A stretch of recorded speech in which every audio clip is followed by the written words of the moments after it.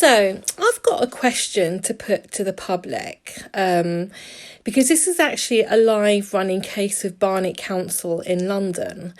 So what I want to put to the public is, can parents with PTSD, so that's post-traumatic stress disorder, look after children? Okay, so as everybody knows, I've been in run-ins with Barnet Council, and what I was told when I went for an assessment for SGO, which is the guardianship of the children, was one of the reasons I couldn't have them was I have PTSD. Now that raises a lot of questions, doesn't it? That you could have a child suddenly develop PTSD. Is that child going to be removed to you because they think that you're unfit to parent? Also, it's like in my case, yes, I've got PTSD, but how does that stop me being a parent? You know, I most probably had PTSD for the whole of my life, complex C PTSD. I've managed 4 children, yet for some reason Barnet Council are trying to say that I'm unfit to be a mother. Yet, this is a list of their incompetencies. So, while they were parents for 2 children, they let one of the child get abused. And one of the children now is really struggling emotionally, and they have never got any of the children counselling. And basically, these children have been left to their own devices, really. It's like, yeah, we're going to shove you in a foster home now, and then we're going to do very much little else for you unless you kind of be a bit vocal. One of the children isn't very vocal, and he's still getting manipulated by his parents.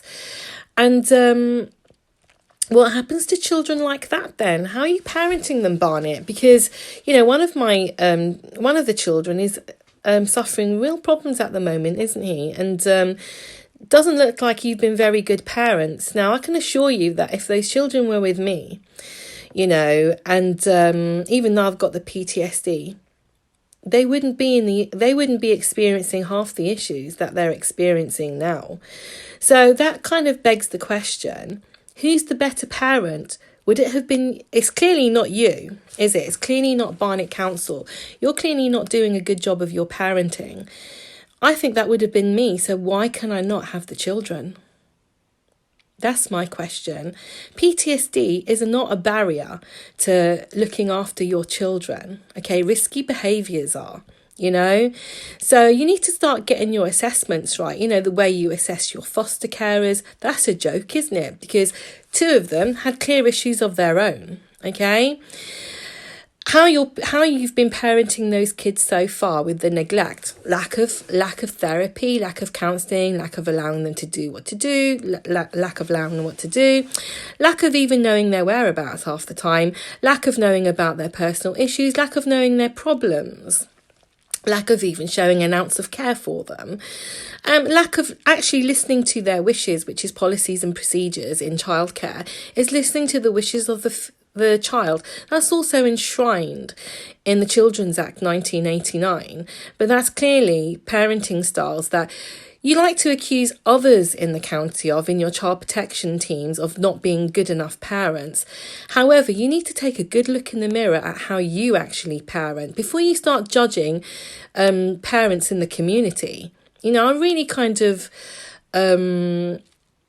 have strong opinions on this, because I think it's actually dangerous practice that we have a local authority that can't parent children actually making decisions about child protection, and judging other parents on their actions and how they bring up their children. Because I actually know of a couple of cases in Barnet where children were removed and they shouldn't have been. They should have stayed with the caregiver. But it's incompetencies again, isn't it? And as it goes, I wasn't advocating for them at the time, and they didn't have a good outcome, that family, did they? They didn't have a good outcome at all over the years. In fact, I believe there was a death related to that case. Again, a brush under the carpet because of the bullying tactics that Barnet Council show towards parents. They're very much driven by feed a parent fear, like they tried to do to me by telling me I wasn't allowed to get involved. Really, lots of misinformation that Barnet give parents. So I would check anything that Barnet Council tell you. If their social worker tells you anything, especially when it comes to rules and your entitlement, I would get it checked out by a solicitor.